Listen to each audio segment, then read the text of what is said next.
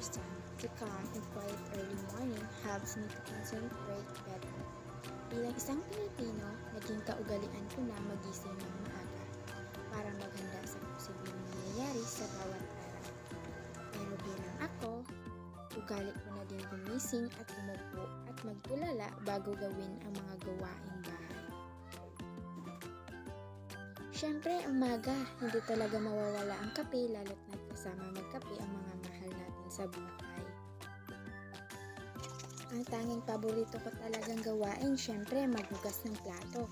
Kuskus-kuskus lang, banlawan agad. Ano pa ba? Hindi parehas ng iba dyan na ina-update, hindi nagkatuluyan. Siyempre, kailangan talagang maghugas ng plato, be. Wala kasi kaming pangbayad sa kapitbahay para hugasan ito, kaya mano-mano na lang po. Siyempre, paborito kong gawain.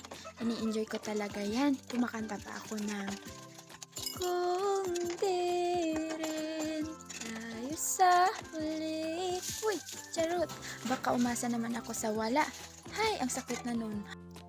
Hay, heto naman ang kawali. Kuskus-kuskus naman ng mga maiitim na budi. Ay, shesh! Uy, huwag ganon. Shesh, ganyan talaga ako. Pinapanatili ko talagang malinis ang kusina kasi kinakainan yan. Hindi parehas ng iba dyan na hindi malinis ang konsensya. Hala hoy, charot, bad na yun. At syempre, pagkatapos sa kusina, naglalaba naman ako. Sayang kasi ng init. Hindi katulad ko na sinayang lang ng maling tao. Hala hoy! Pero habang naghahanga ako ng damit, lumipad naman ang isip ko sa kanya. May charot lang. Napaisip naman ako na ang sayang naman ng tubig kung itatapon ko lang. Bakit di ko gamitin pang buhos sa taong nagtatanga-tangahan, sa taong di siya gusto?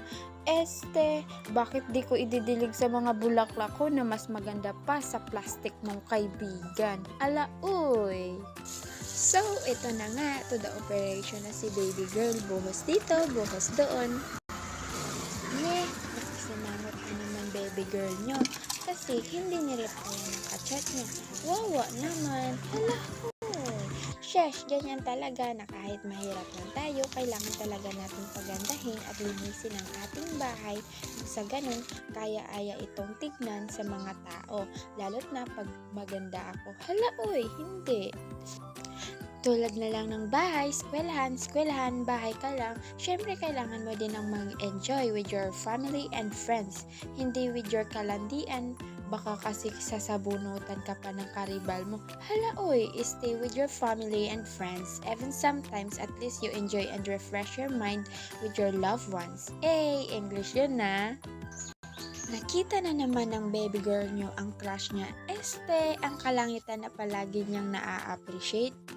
Walang halong mali siya yun. Kayo naman di mabiro.